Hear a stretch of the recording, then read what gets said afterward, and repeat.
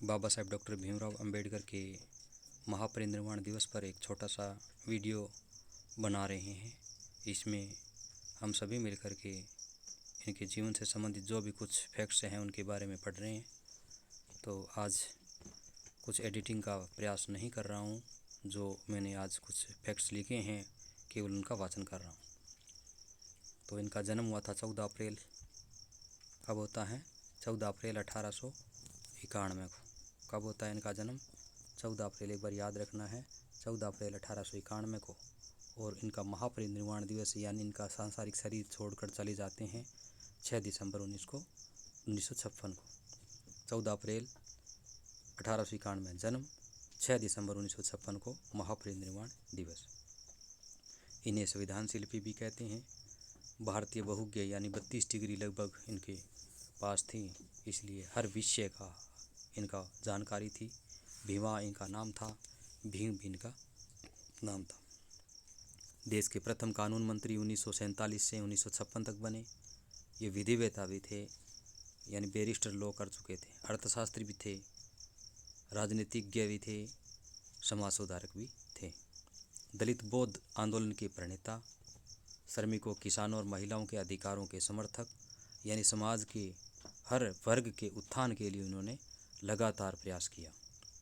और इन प्रयास में उन्होंने अपने परिवार की तरफ भी ज़्यादा ध्यान नहीं दिया, यानी पूरे भारत को इन्होंने अपना परिवार मान लिया और सभी के कल्याण के लिए आजीवन रत रहे।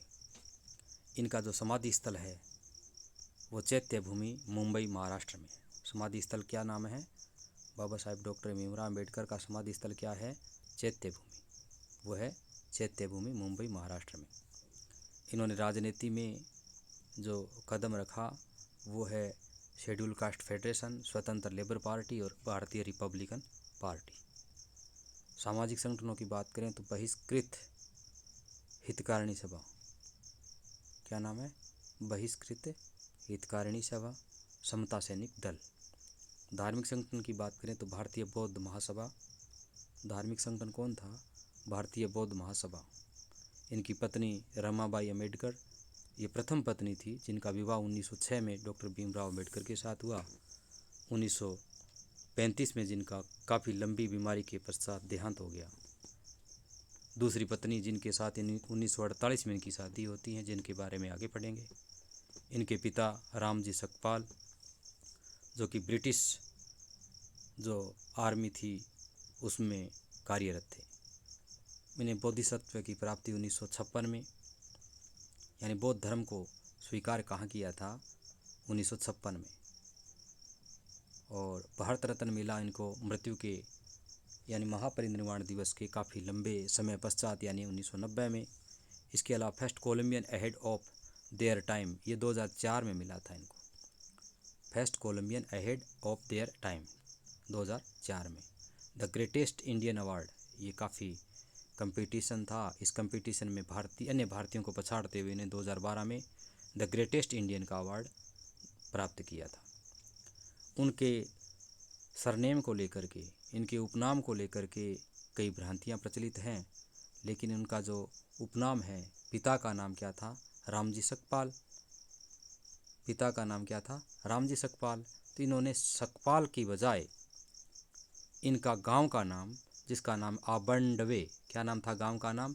आबंडवे, उसी के नाम से आबंडवेकर नाम रखा गया था।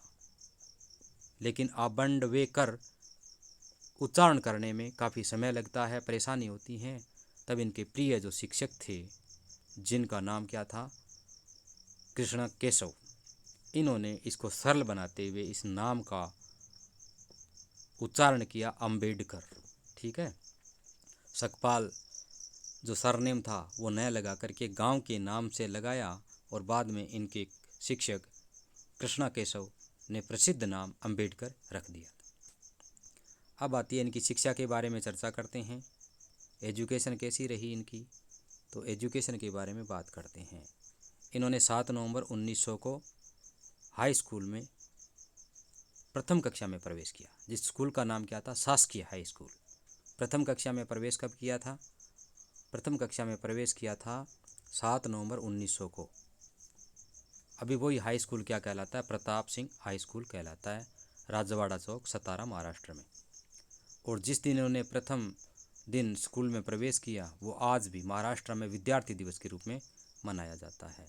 तो महाराष्ट्र का विद्यार्थी दिवस क्यों और कब मनाया जाता है, तो उत्तर होगा 7 नवंबर को महाराष्ट्र का विद्यार्थी दिवस डॉक्टर भीमराव अंबेडकर के प्रथम कक्षा में प्रवेश के उपलक्ष्य में मनाया जाता है।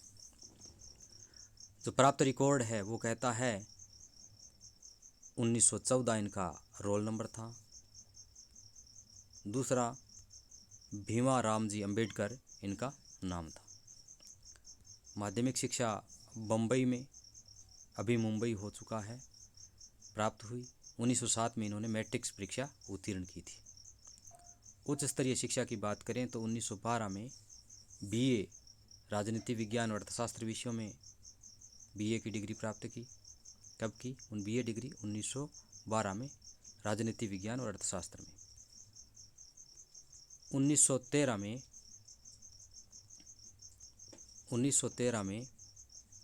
22 वर्ष की आयु में ये अमेरिका चले गए थे। 1912 में बीए की डिग्री प्राप्त कर रहे हैं अर्थशास्त्र और राजनीति विज्ञान विषयों में। 1913 में उच्च अध्ययन के लिए अमेरिका चले गए, लेकिन अमेरिका जाने के लिए इनकी खर्च की व्यवस्था कर रहे हैं बड़ौदा के महाराजा। कौन कर रहे हैं? बड़ौदा के महाराजा। क्वेश्चन आता है बड़ौदा के महाराजा का नाम क्या है, तो शिवाजी राव गायकवाड़ तृतीय ये बड़ौदा के राजा हैं और 3 वर्ष के लिए स्कॉलरशिप देते हैं। स्कॉलरशिप की मात्रा कितनी होती है? $11.50 प्रति माह ये राशि इनको प्रदान की गई थी अमेरिका में पढ़ने के लिए। लेकिन 3 वर्ष के अवधि से पहले ही इन्होंने 2 वर्ष में ही वो डिग्री प्राप्त कर ली थी। 1915 में कोलंबिया विश्वविद्यालय से एमए किया। कब किया एमए? 1915 में कोलंबिया विश्वविद्यालय से कौन कौन से विषय थे? अर्थशास्त्र, समाजशास्त्र, इतिहास, दर्शन शास्त्र और मानव विज्ञान, इन विषयों में एमए किया यानी मास्टर डिग्री प्राप्त की। इसके पश्चात इन्होंने शोध कार्य किए थे, जिसमें प्रथम जो शोध कार्य था इनका विषय क्या था? प्रथम शोध कार्य का इनका विषय था प्राचीन भारतीय वाणिज्य। क्या नाम था? प्राचीन भारतीय वाणिज्य। ये 1915 का शोध कार्य था। लेकिन 1915 में ही इन्होंने दूसरा शोध कार्य किया। दूसरा जो शोध कार्य कर रहे थे उस शोध कार्य का नाम क्या था? भारतीय राष्ट्रीय लाभांश एक ऐतिहासिक और विश्लेषणात्मक अध्ययन 1916 में। 1915 में कर रहे हैं प्राचीन भारतीय वाणिज्य 1915। दूसरा जो शोध कार्य है वो कर रहे हैं भारतीय राष्ट्रीय लाभांश एक ऐतिहासिक और विश्लेषणात्मक अध्ययन 1916 में। तीसरा इनका शोध कार्य है ब्रिटिश भारत में प्रांतीय वित्त का विकास। तीसरा शोध कार्य ब्रिटिश भारत में प्रांतीय वित्त का विकास 1916 में। इस शोध कार्य को प्रकाशित करने के बाद जो तीसरा शोध कार्य ब्रिटिश भारत में तीसरा शोध कार्य ब्रिटिश भारत में प्रांतीय वित्त का विकास 1916। इस शोध कार्य को प्रकाशित करने के बाद 1927 में इन्हें अधिकृत रूप से पीएचडी यानी डॉक्टरेट की डिग्री प्रदान की गई और तब से ये डॉक्टर कहलाए। इसके अलावा अन्य जो एजुकेशन से संबंधित मुख्य डिग्रियां हैं, मुख्य जो इनके द्वारा प्राप्त शिक्षा सेक्टर का उत्तीर्ण डिग्रियां हैं वो इस प्रकार हैं। 1921 में इन्होंने क्या किया? एमएससी की डिग्री प्राप्त की विज्ञान विषय में। ठीक है। 1922 में ग्रेज इन नाम से बैरिस्टर एट लॉ डिग्री प्राप्त की। 1923 में डॉक्टर ऑफ साइंस। 1923 में क्या किया? डॉक्टर ऑफ साइंस यानी डीएससी की डिग्री अर्थशास्त्र में प्राप्त की। 1952 में एलएलडी कोलंबिया यूनिवर्सिटी से की। 1958 में क्या की? 1952 में क्या किया? एलएलडी कोलंबिया विश्वविद्यालय से। फिर आता है 1953 में डी लिट उस्मानिया विश्वविद्यालय से की। ये मुख्य रूप से इनकी डिग्रियां थी। 1921 में क्या किया? एमएससी की डिग्री विज्ञान विषय में। 1922 में ग्रेज इन जो कि बैरिस्टर एट लॉ डिग्री थी। 1923 में doctor of science DSC economics की डिग्री थी। 1952 में एलएलडी कोलंबिया यूनिवर्सिटी से की। 1953 में डी.लिट उस्मानिया विश्वविद्यालय से प्राप्त की। 1927 के अंत में जातिगत भेदभाव और छुआछूत को वैचारिक रूप से न्यायसंगत बनाने के लिए इन्होंने बहुत कार्य किया। छुआछूत का समर्थन करने वाले मनुस्मृति, प्राचीन हिंदू पाठ, जिसके कई पद खुल करके जातीय भेदभाव और जातिवाद का समर्थन करते हैं, कि सार्वजनिक रूप से निंदा की और उनकी प्रतियां जलाई। ऐसा ही एक कार्यक्रम इनके द्वारा किया गया, जिसे 25 दिसंबर 1927 को हजारों अनुयायियों के नेतृत्व में मनुस्मृति की प्रतियों को जला दिया था। इसकी स्मृति में कब ये जो कार्यक्रम कर रहे हैं, 25 दिसंबर 1927 को अम्बेडकरवादियों व हिंदू दलितों के द्वारा, अम्बेडकरवादियों हिंदू दलितों के द्वारा क्या किया जाता है, प्रतिवर्ष 25 दिसंबर को मनुस्मृति दहन दिवस मनाया जाता है। 25 दिसंबर को मनुस्मृति दहन दिवस 25 दिसंबर को मनुस्मृति दहन दिवस मनाया जाता है। इन्होंने लंदन में आयोजित जो तीनों गोलमेज सम्मेलन थे भाग लिया था। जो दूसरा गोलमेज सम्मेलन था 1932 का, उसमें ब्रिटेन के प्रधानमंत्री थे रैमजे मैकडोनाल्ड। इन्होंने इनकी जो मांग थी दलितों के लिए पृथक निर्वाचन पद्धति, उस मांग को ब्रिटिश प्रधानमंत्री के द्वारा स्वीकार कर लिया गया, जो कम्युनल अवार्ड यानी सांप्रदायिक पंचांट कहलाई। जब इसको स्वीकार कर लिया तो गांधी जी ने जेल में रहते हुए भी, यरवडा जेल पुणे की थी, गांधी जी ने अनशन शुरू कर दिया। अंत में बाबा साहब डॉक्टर भीमराव अंबेडकर व महात्मा गांधी के बीच में 24 सितंबर 1932 को शाम 5 बजे यरवडा जेल पुणे में समझौता हो जाता है। और वो समझौता क्या कहलाता है? पूना पैक्ट कहलाता है। तो कब होता है? 24 सितंबर 1932 को शाम 5 बजे यरवडा जेल पुणे, अंबेडकर और गांधी के बीच में पूना समझौता हो जाता है और कम्युनल अवार्ड का वापस ले लिया जाता है। 1936 में स्वतंत्र लेबर पार्टी की अंबेडकर ने स्थापना की। 1940 में पाकिस्तान की मांग कर रही मुस्लिम लीग का लाहौर अधिवेशन था। उस अधिवेशन के बाद में 400 पृष्ठों की एक पुस्तक लिखी, थॉट्स ऑन पाकिस्तान। इस पुस्तक का नाम याद करना है, थॉट्स ऑन पाकिस्तान किसकी पुस्तक है? तो पुस्तक का नाम वापस कर रहा हूँ, थॉट्स ऑन पाकिस्तान। ये डॉक्टर भीमराव अम्बेडकर की पुस्तक है, जो किसकी बात कर रहा है? मुस्लिम लीग के लाहौर अधिवेशन के पश्चात जो पृथक पाकिस्तान की मांग है, उसके बारे में चर्चा की गई है। लीग के मुसलमानों के लिए पृथक देश पाकिस्तान की मांग की उस समय आलोचना कर रहे हैं, लेकिन साथ में तर्क भी दे रहे हैं कि हिंदू और मुसलमानों को पृथक कर देना चाहिए, क्योंकि एक ही देश का नेतृत्व करने के लिए जातीय राष्ट्रवाद के चलते देश के भीतर और अधिक हिंसा पनपेगी। इसका मतलब हिंसा के विरोधी थे। 1952 का जो प्रथम लोकसभा चुनाव था, इन्होंने अपनी पार्टी से चुनाव लड़ा, लेकिन कांग्रेस के उम्मीदवार और इनके प्रिय नारायण काजोलकर चुनाव जीत गए। डॉक्टर भीमराव अंबेडकर नारायण काजोलकर से हार गए थे। 1952 का प्रथम लोकसभा चुनाव कांग्रेस के उम्मीदवार नारायण काजोलकर से हार गए, लेकिन 52 में इन्होंने राज्यसभा के सदस्य का चुनाव जीत लिया। 2 बार राज्यसभा के सदस्य रहे, 2 बार राज्यसभा के सदस्य रहते हैं। प्रथम बार रहते हैं 3 अप्रैल 1952 से 2 अप्रैल 1956। दूसरी बार रहते हैं 3 अप्रैल 1956 से 6 दिसंबर 1956 तक, क्योंकि महापरिनिर्वाण को प्राप्त हो जाते हैं। यद्यपि उनका जो कार्यकाल है 2 अप्रैल 1962 तक निर्धारित था। 13 अक्टूबर 1935 को येवला जो नासिक में है, वहाँ बौद्ध धर्म स्वीकार करने के उद्देश्य से इन्होंने एक घोषणा की थी। 13 अक्टूबर 1935 को वापस तारीख याद रखनी है। कब की बात कर रहे हैं? 13 अक्टूबर 1935 को येवला नासिक में एक बौद्ध सम्मेलन हो रहा है।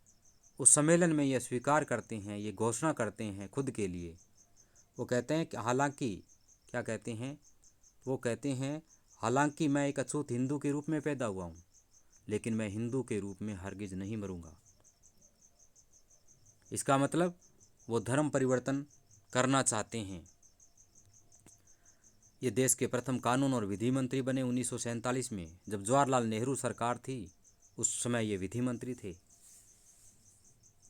1947 से मृत्यु पर्यंत ये देश के कानून या विधि मंत्री रहे। इसके अलावा संविधान निर्मात्री समिति में ड्राफ्टिंग कमेटी या मसौदा समिति के अध्यक्ष भी रहे, जो कि 7 सदस्य थी। ड्राफ्टिंग कमेटी की बात कर रहे हैं तो ड्राफ्टिंग कमेटी 7 सदस्य थी, मसौदा समिति 7 सदस्य थी।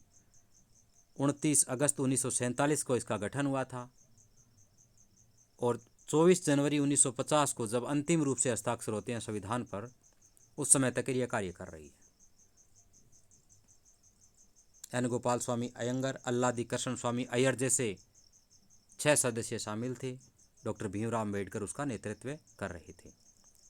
इसके अलावा हाल ही में हटा दी गई धारा 370 का विरोध किया था।